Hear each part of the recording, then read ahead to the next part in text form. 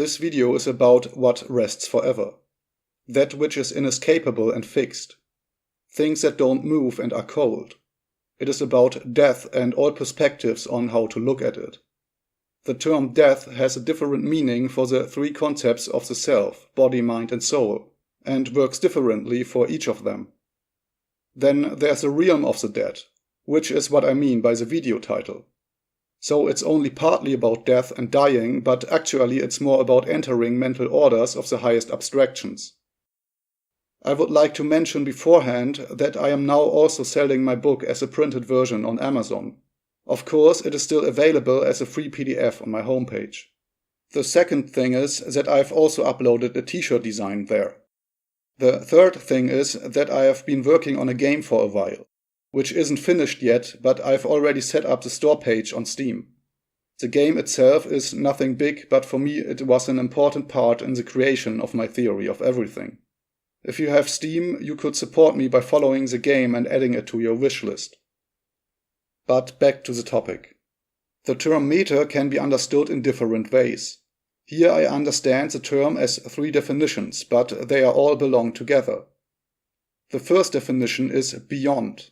Metaphysics is a science that goes beyond classical physics. It is not only about natural phenomena, but also about supernatural phenomena that goes beyond not only the physical world, but also beyond the mental world. The second definition of meta here is that it refers to itself. This means that metaphysics contains itself and describes itself. The third definition of meta that I use here is the term death. This may sound unrelated at first, but you could say that the metaphysics I use is a science of death and what goes beyond death. The world described in metaphysics is a realm of the dead and eternally resting archetypes. Death is fixed, determined, and that which is eternally at rest. Then there's active life, which develops through these universally valid structures. So there's the realm of the dead and, on the other hand, the realm of the living, in which organic algorithms grow, which have existential advantages if they can process the environment logically. The organically growing life then begins to reflect the environment in the algorithm of its own brain in order to make decisions that ensure survival. The decision to survive is neutral to the decision to end one's own life. But through the process of evolution, the survival instinct prevails. The desire for one's own death is sorted out and only manifests itself as a marginal phenomena. In order to recognize reality, a mind processes things in the environment as categories. For example, if you encounter a bear, this is then stored as a category in the brain. This includes information such as size, color, sounds, movement patterns, or behavior. If you then see another bear at some point, the category is called up again. A decision is then made on how to act based on the information stored in the category. We are constantly building up categories, but many are not needed. The recurrence of categories causes them to become more ingrained in the brain, like a muscle that gets stronger the more you use it. If a category is irrelevant, it quickly disappears from the mind, as it would otherwise consume an unnecessary amount of resources to process reality. If the bear is then assigned to the characteristic aggressive behavior, this characteristic can become a category of its own, which can then be linked to other animals, creating the possible category aggressive animals. Processing the environment as categories and the ability to compare them rationally in order to make predictions gives an advantage in an evolutionary reality. Those who process the reality around them better have better advantages. Categories are also what alchemy is all about. But in alchemy, they are not physical categories, but archetypal and mental categories. Categorizing reality in order to compare and understand it is a basic essence of rational thinking. Actions are then taken on the basis of emotions.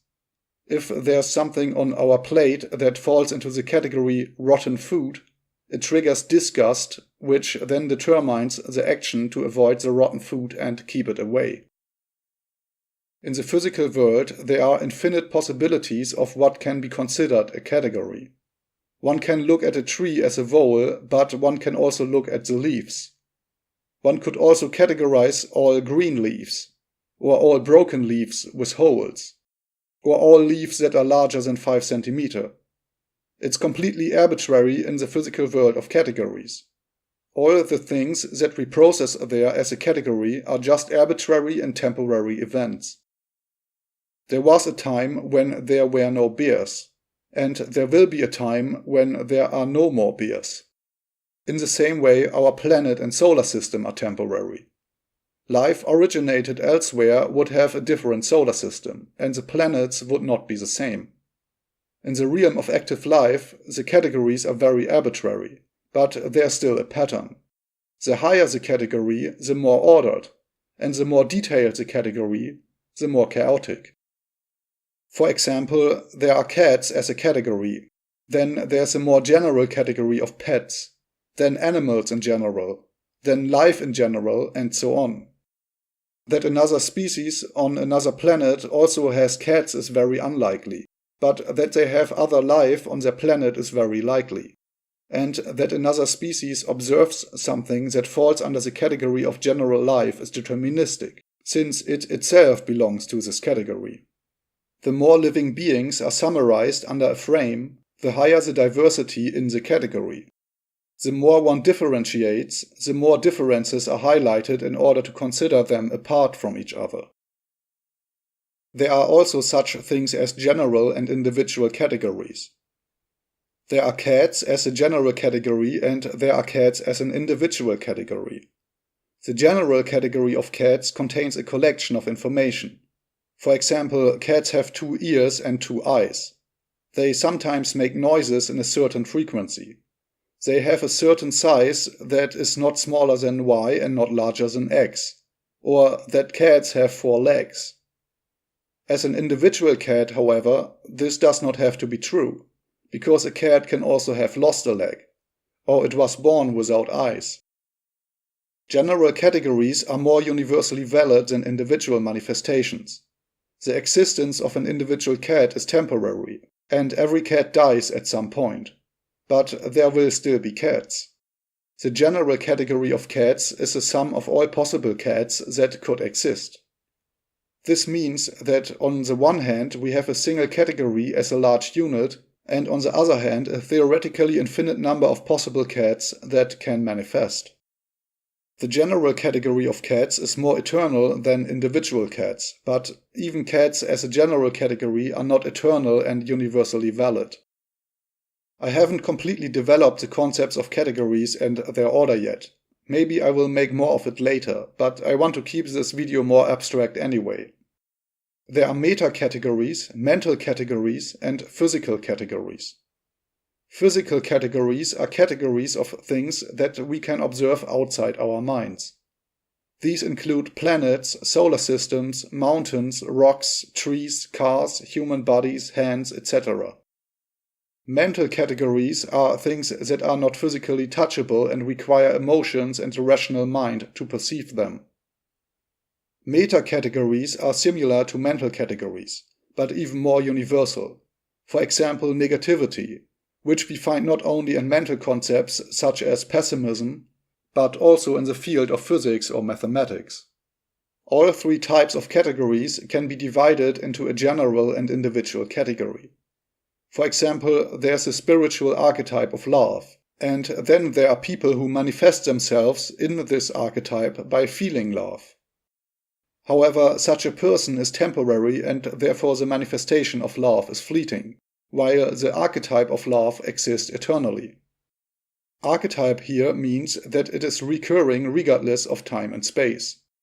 It is in the nature of an organically growing intelligent species that it feels mental concepts such as aversion and affection, as this is necessary in the development to subconsciously avoid life-threatening situations and strive for life-friendly situations. Love here means what a grandmother feels for her granddaughter and not the sexual instinct. Through the evolutionary advantages of cooperation with one another, which must take place unconsciously in the evolutionary development, emotional evaluations arise as a feeling of love for others. If a category is on the spectrum on the holistic side, it becomes more eternal and universal. Likewise, the sum of all possible categories becomes smaller. This means that if we follow the spectrum to the end of all possible categories, we arrive at the universal category of all things. This category is surrounded by a void of eternal impossibility. What can we say about this category? At least we can say that this category contains all things. Such a category of all categories would then contain all hypothetically possible categories. It is not only about things that are, but also about things that are not, because otherwise it wouldn't be a category of everything. This category is at the extreme of eternity, wholeness, fixity, and determinism. Here, the categories are so universal that they can be recognized independently of time and space. The higher up the mountain, the more categories are summarized in one category until there's only one category left. It is a total category of all things. It is at the top of the hierarchy and no category is next to it. Since it is a category itself and describes the sum of all categories, it contains itself. If we differentiate the categories of order and chaos to infinity and divide them into small subcategories, we arrive at a fluid spectrum. I'm not an expert in quantum physics, but I think it fits very well with string theory and chaotic behavior at the smallest scale. At least quantum physics and metaphysics are definitely two extremes and endpoints on this spectrum from total wholeness to total detail. Quantum physics is in the smallest detail and Einstein's theory of relativity in the highest category of physical reality. Neither quantum physics nor astrophysics describe patterns between mental categories such as socialism and capitalism or altruism and egoism, but only physical things. But we can abstract beyond the physical world into the negative and find categories that are universally and eternally valid. There we find the metaphysics of archetypes and the philosopher's stone as a universal formula for the dialectic of all things. Alright, enough about the categories. It is just important to know that everything we perceive is basically a category. It is a collection of individual properties or a property itself. A law is also a category. It is simply a category without a physical image. Let us now look at how life develops in its perception through the spectrum and thus slowly rises into the realm of the dead. We start at the very beginning and work from chaos to order. A bit like when an AI extracts images from white noise, or when a society collapses and a new order emerges, or when psychological operations are carried out on the population by creating chaos so that people are in favor of more state control, or how a mind can be an allegorical sun that sheds light on the hidden orders of nature, or when in quantum physics a state that is in superposition is defined as an individual event. Simply order out of chaos, a universal and neutral principle. For the moment, let us ignore the metaphysical world of eternally resting archetypes and total order and look only at the active world of physical bodies, where organic life can begin to assemble itself. In the smallest detail we find quantum physics and the smallest elementary particles of which physical bodies are composed. Life cannot be found at the smallest levels because it is too small. Life must first be composed of many small parts. Through evolutionary processes of trial and error, stable structures emerge all by themselves. In physical reality, life will emerge somewhere in the middle between total wholeness and total detail. This means that perception is focused on the center. To imagine the world of quantum physics and to understand it, one needs the mind or scientific experiments. The same applies to the other end of the physical spectrum, where we find astrophysics and the theory of relativity. The evolution of life is about who can best perceive and process the physical environment in order to make the best decisions for sustainable existence.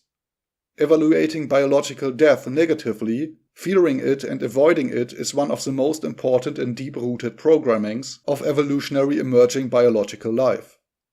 If something was indifferent or even positive towards its own death, it simply had evolutionary disadvantages. Death itself is necessary for the development of life. Biological existence is always linked to the condition of not existing at some point. From a physical perspective of the body, death is simply the end. Nothing comes after that. The body is a temporary system. It is a physical category in the active realm of life. From a purely physical perspective, death is irrelevant. It doesn't matter to the particles whether they come together to form a human being or dust.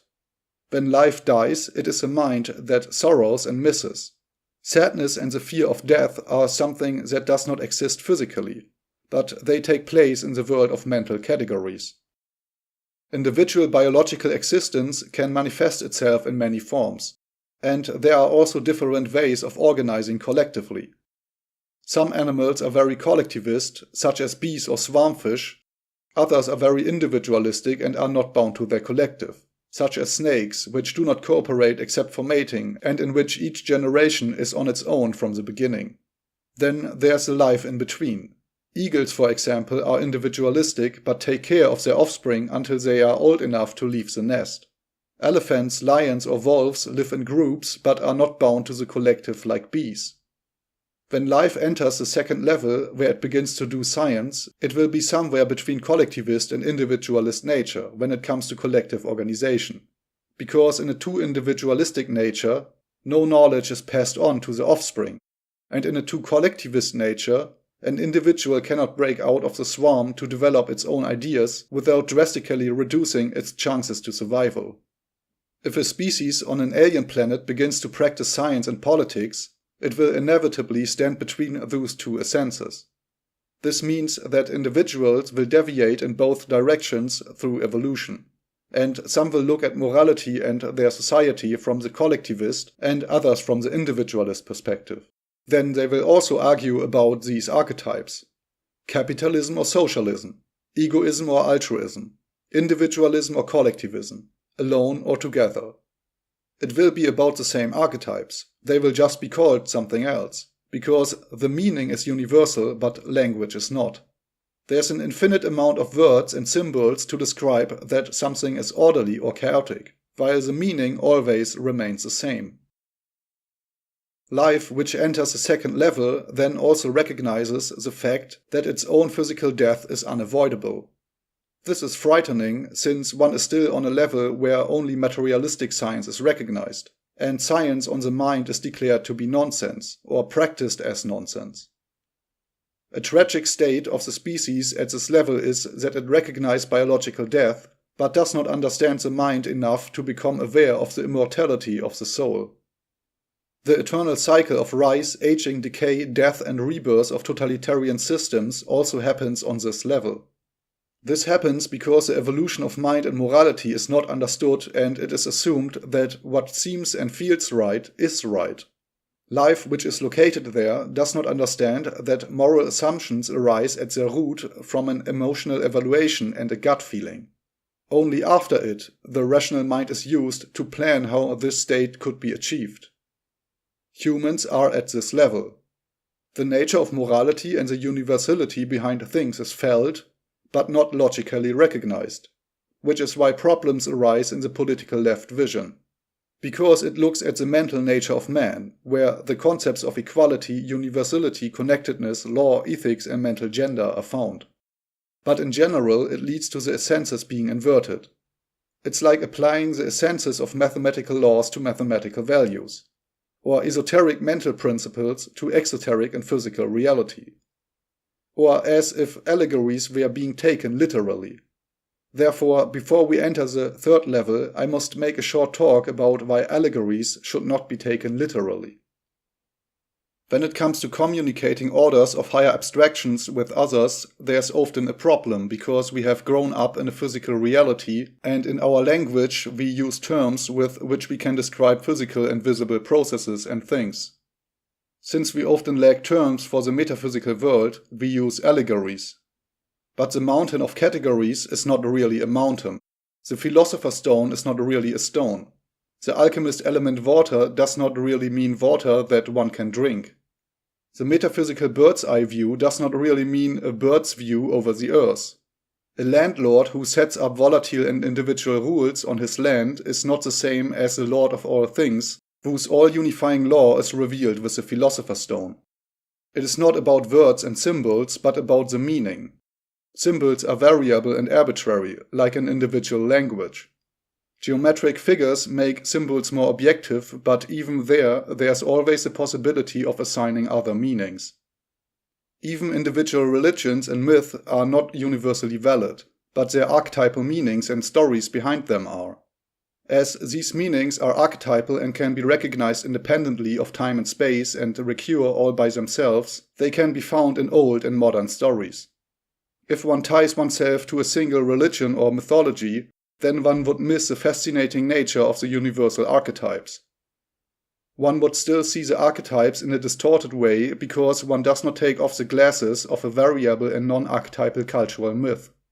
They are all just fleeting stories that could have been described differently. All of them could never have existed, but the structures and patterns of the universal archetypes and meanings found in them are eternally true and can be recognized again and again, regardless of space and time. Archetypes are so universal that they are true before there was even a religion on Earth. They exist regardless of whether Buddha, Hermes, or anyone else ever existed. They are so universal that one could generate a religious story from them, including a mythology. Instead of Hermes, who is half bird and half man and said as above so below, it is Kevin, who is half man and half penguin and said as left so right. Instead of a Jesus who died for sin, it is a Jeff who died because of the sin of others. Instead of Thor's hammer, it is Richard's catapult. It can be difficult to detach ourselves from myth and their representations, as they help to give an image to archetypal categories. Our primary perception is that we recognize physical categories that can be seen. But archetypes have no true image. Every image is a falsification. That's why I would also like to say that even if I sometimes make use of allegories from religions and mythologies and interpret them as I wish, it doesn't really matter. I don't know what is meant by the biblical allegory of turning water into wine. But I think it works well to describe the meaning of helping an altruistic mind into a higher understanding of the mind, which makes it a nobler altruism. I also don't know if black magic really means psychological manipulation. I also don't know if the alchemist from whom I stole the symbols for the 4 categories means the same thing, or whether the mental one-eyedness I find in the mathematical sign of the spectrum is related to the idea of the sin, or whether the mathematical angle of rotation and connection of the spectrum of archetypes as arcangle has a connection with biblically accurate angels, or whether there is in any way a connection between the realm of the dead in Egyptian mythology and what I am describing. If I make use of something like that, it is really just cultural appropriation. It doesn't matter. They are just words. Meanings are important. Archetypes stand on their own and don't need a prehistory.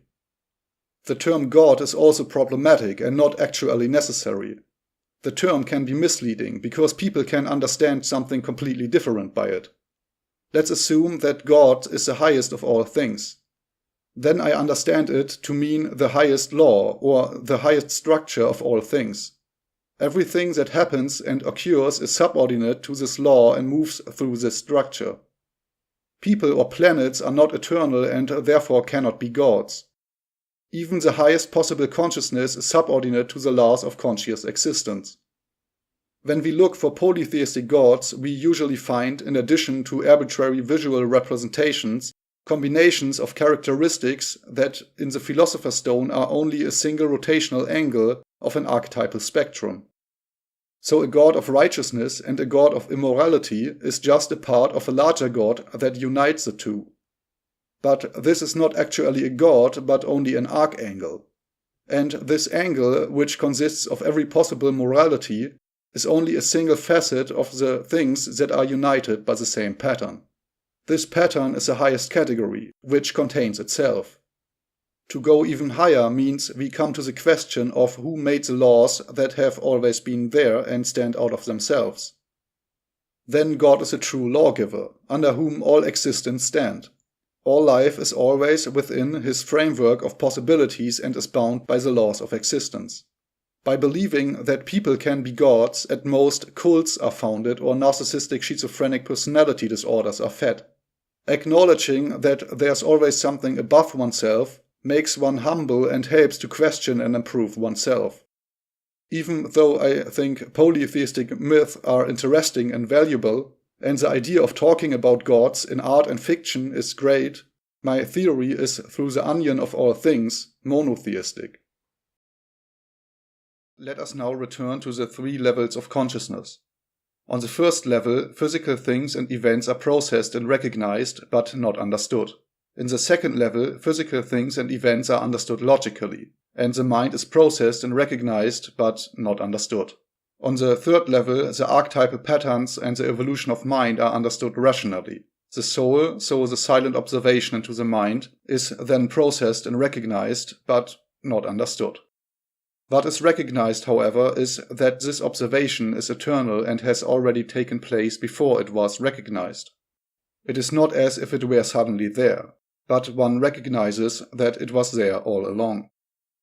The mind stands between the soul and the body. If it looks forward and processes the physical world, it sees the body. If it turns its perception inwards and recognizes the metaphysical reality, it recognizes the soul, which survives biological and mental death. We don't really see things in the environment as they are. First, there's an input that measures wavelengths and is at first nothing more than a big pile of information in the form of electrical impulses. These are then processed in the algorithm and generated into a visible image. This happens in the brain. Everything we perceive is generated in the brain. Actually, one could simply build an algorithm that works like a mind, falsify an input and generate a reality.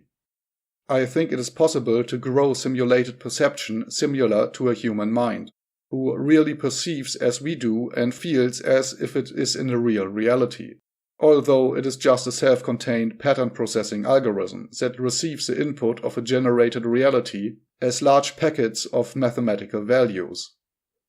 I also think it is theoretically possible with brain chip technologies to take the input of the eyes and the whole body sensation and load the perception into an alternate reality experience. For the mind, it would be impossible to distinguish it from the real world. On the first level of biological bodies, death is the end. On the second level, minds die, but their mental principles and views recur. The mind is half arbitrary and the other half occupies archetypes or recognizes logical connections that manifest again and again. The mind is a synthesis of fleeting experiences and eternal truth. On the first level, mortality, on the second level, recurring mortality, on the third level, immortality. In the realm of the highest abstractions, death does not exist as we understand it biologically. There is only an active world of life, in which everything is a fleeting condition, and the passive eternal world of the dead, in which we not only find the eternally resting archetypes, but also the soul as a silent observer, observing the active happening reality, and which also takes place regardless of whether what it observes recognizes and can process that it is being observed from within. If one observes only this one life, but there's theoretically an infinite time before and infinite time after, what is the probability of existence? It is 1 to infinity, so basically 0. What is the probability of existence if the observation looks into the mind eternally? 100%. But that does not mean that everything that is observed is always able to process everything logically and look into the mental or meta world. If one would observe a mountain from the inside, it would be like sleeping or meditating, beyond any sense of time. Years would seem like seconds, until one observes an algorithm again which processes time and space around it and generates a conscious life experience. Not only does this make sense in terms of probability, but it also fits perfectly with the spectrum between eternity and rest on the one hand and infinity and change on the other. We find the observation in the mind in the static principle, in the realm of the eternal archetypes, which underlines its connection to eternity. We process the world around us as categories that are related to each other. If only the references of metaphysical categories are analyzed in a mind, while the external perception of physical things is blocked out, it can lead to out-of-body or even out-of-mind experiences. Even if these categories are not physically touchable, they are more objective and fixed in their meaning and logical references than any possible physical category. This world of metaphysical and eternally resting categories and their truth is a world through which one can mentally wander, similar to the exploration of things in the physical world. But it is also a world that contains mental possibilities, which means one sees oneself as only one individual degree in this structure of all possible perceptions and perspectives. These categories of archetypal structures and their interrelationships are processed in the brain in the same way as when we process the physical reality around us. When we observe the world around us, we see things such as a table and a chair. These are both two categories that are then linked together in a logical relationship. For example, sitting at the table with a chair, or the distance between the two in the room, or the size ratio. We see physical categories visually and they have an image. The chair and the table are physically there and can be touched, but their existence is fleeting. And then one does not really see the table but receives impulses through eyes, from which the brain calculates an image of reality. When we touch the table, impulses are sent to the brain that are at first nothing more than impulses, from which the feeling of touching must then be calculated. Just as physical categories can have logical relationships to each other, metaphysical categories can have relationships to each other too. Only that they are eternally true and fixed in the meta-realm. They create geometric patterns out of themselves, just by logically contrasting them. Just as a chair stands next to the table, abstract categories can stand next to each other without a physical image. The difference is only that the chair can be moved, but the meta-categories are static. The place of the highest abstractions is more objective and true than the world of physical events. If perception switches primarily to this eternal world, the physical world appears distant. Instead of Isis' veil covering the view to the moon, one can also stand on the moon, and her veil then covers the view to the earth, where active life takes place. The soul is what survives biological death, but that does not mean that one enters the cold place of observation into the mind after death, but that the observation into the mind detaches itself from the mind. Stepping behind the mind into the realm of the dead does not mean what one might see and feel after death or in the process of dying. This can also be a warm place and is then only an experience that the soul sees.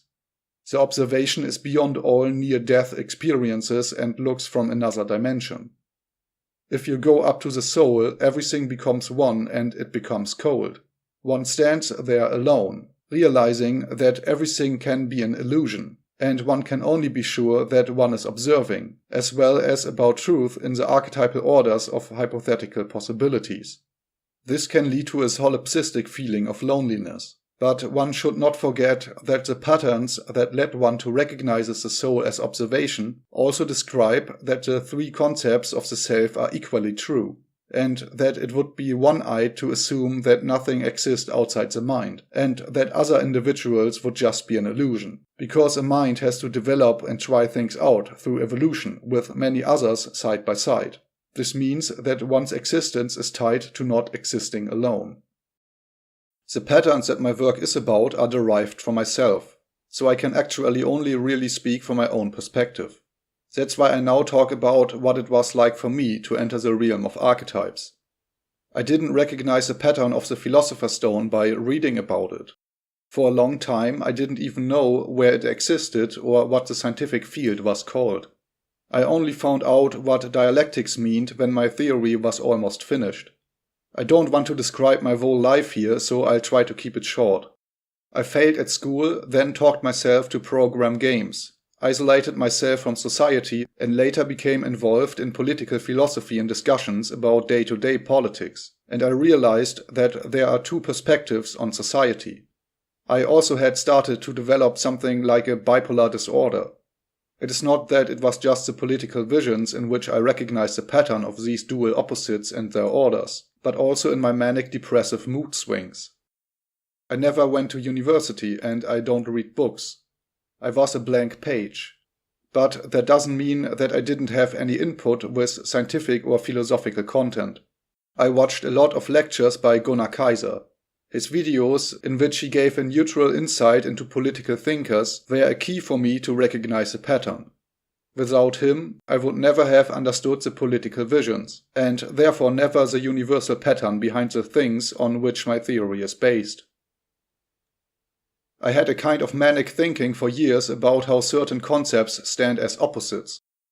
Collectivism and equality stand to order just as individualism and freedom stand to chaos. Negative stands to passive and fixed, like positive stands to active and fleeting. However, these were not simply terms that I organized, but abstract meanings for which I often didn't even know a term. I then had abstract patterns in front of my inner eye that were similar to the symbols I use for the static, organic, and dynamic principle. It was as if my head was flooded with universal patterns, but I knew no language to explain them. The manic thinking continued for years and went so far that I dreamed about it. The pattern simply emerged by itself, as if I had run back and forth in the dark until I had touched every wall and could therefore understand the space and its properties. I didn't just have a formula with a mathematical spectrum in front of me, with which I look at things from the outside, but a structure of possible mental concepts that emerged because I saw them from the inside. I walked through a mental labyrinth until I understood the map. The way I analyzed reality I could not find anywhere. At times I thought it was actually something obvious. After all, an uneducated idiot like me can recognize it from the couch at home without any financial means. I thought that if I could do it on my own, then a few smart people at universities who read a lot and can discuss and criticize should have been able to do it for a long time. Even when I already knew it was a philosopher's stone, I thought it was partly known because Wikipedia told me that Plato also worked with it. I just thought that the connection to political visions was not known. I have absolutely no idea what the current state of philosophy and science is when it comes to such patterns. I have never read the philosophers. At most I have watched a 20-minute summary on YouTube. I don't need a philosopher that I can refer to back up my statements. After all, I'm interested in things that stand on their own and therefore don't need any previous history or quotes. As I worked on my game, the objects I use in programming became more and more like information aligned by logical processes. Images are not really images, but just a collection of the same category over and over again. So a pixel is like a category with 4 variables from 0 to 255. And then these are arranged into a set in a 64 x 64 matrix.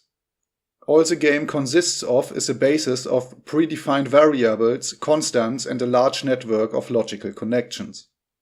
All of this then comes together to form a kind of closed logical system, which creates a reality in which there is a space of possibilities for how information can align itself.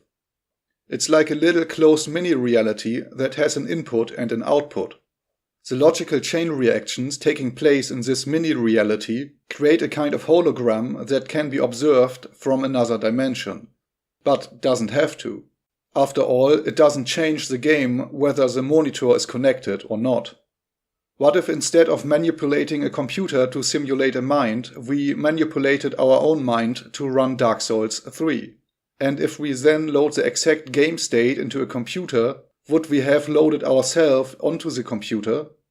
That would not be the case for me, because I am not really the state of mind that I occupy, nor I am the thought that takes place. Algorithms like this happen everywhere. Everywhere there are minds that are produced in the brain, but I only see that of this one. My own mind could also be for me like any other mind that exists around me and that I cannot see and hear from the inside. But I see this mind. I see a person's life experience from the inside, from an ego perspective, even if I could also not see it, just as I don't see everyone else from the inside. I'm also not the memories I have, or no longer have. Much of what we experience is forgotten at some point. It no longer takes place in our minds, has no influence, and we don't remember it. It would be similar when we observe a new life. It is simply an observed event that has no relation to what is being observed now. Just as a forgotten memory relates to us, so our mind relates to what we will observe after our life. After it all unfolded before my own inner eye, and it was to me as if everything of my mind was part of a logical process, I realized that the observation is not for granted. And at the same time, nothing about it has changed. It was always there, but I just hadn't noticed it. An apple falling to the ground instead of simply doing nothing indicates the existence of a process or law. Likewise, my mind being observed when it does not have to be indicates that observation into the mind from a non-physical dimension is something real. I personally have a problem now, and I am really confused about this situation. When I ask myself what I can really know, I always end up with the logical concepts of my theory. I have to rule out some things there too, such as the 4 elementary basic forces. And I also have to say that this video especially shows concepts that can be further developed and are not perfect. I don't see the realm of the dead in its full glory, and there's always more to discover. But it is extremely strange to me that in the world I watch around me, somehow all of this is not seen. When I ask myself what I really know, I arrive at the Philosopher's Stone and the patterns. Maybe the name Philosopher's Stone is wrong, and what others mean by it at their time is not what I mean at all, but that doesn't matter. What I mean is universal. And it doesn't matter whether I can find it described somewhere or whether I'm just imagining that it has been described before. This pattern is obvious to me. It is extremely strange to me that these patterns and perceptions are not known in the world that I observe around me. Instead, they are somehow mystified. I have noticed that no matter what literature many intellectuals refer to, and no matter whether I have read it or not, the output in many of the circles shows that they do not recognize what I am trying to describe. This applies to intellectuals in political discussions, especially in the public dominant sphere. There it is often as if they are stuck in a binary understanding of political visions. Left and right are viewed in a very binary way as black and white categories of good and evil, and not as marginal phenomena, but as dominant political movements. In my experience, the people who want to overcome this dividing wall in the middle are a minority. But there are also spiritual circles that deal with Buddhist and esoteric teachings. In their teachings I find descriptions that are very similar to what I am describing. But when I hear about out-of-body or even out-of-mind experiences, I never hear that it happened through logical abstraction behind the mind, but always only stories of meditation in which one tries not to think. Or through psychedelic experiences, but I think these show at the most how subjective and formable perception is. But they don't make one recognize one's own perception as a small point in a large logical structure. I also found it very strange when I realized that it is almost like a forbidden apple to apply the theory of evolution when you want to think about the social and political world of humans. People react strangely, as if I and my theory were something that shouldn't be named. It's been 2 years since one of my videos about my theory went viral and got over 100,000 views, almost 500 comments and 95% positive ratings. But nothing exists beyond my own posts. Nobody makes a video in which they react and criticize. Nobody writes a blog post. Nothing happens. The world around me is a void that can't react. Like a film playing in front of me that I can't touch. I think it is more likely that this is my subconscious processing the fact that I am in a coma and no longer have a connection to reality. I only know myself in my mind. I've isolated myself from society a bit and I don't think I'm super smart. The world around me somehow no longer makes sense to me. In the beginning, the physical world seems real to me, but the world I entered mentally seemed like an illusion. Now it is the other way around. All I know are the things that I find in the realm of the dead and that are universally true. But the realm of active life around me does not make any sense to me anymore.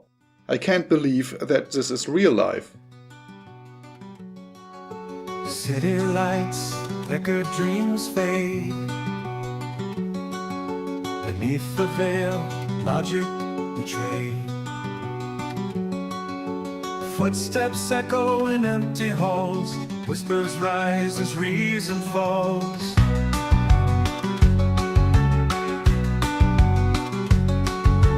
Crumbling walls of shattered doubt, shadows twist and turn about. Mirrors cracked, reflections lost in a fog where sanity's cost. Behind the strange veil, confusion reigns. Illogical visions, all it feigns. Worlds collide in twisted pace.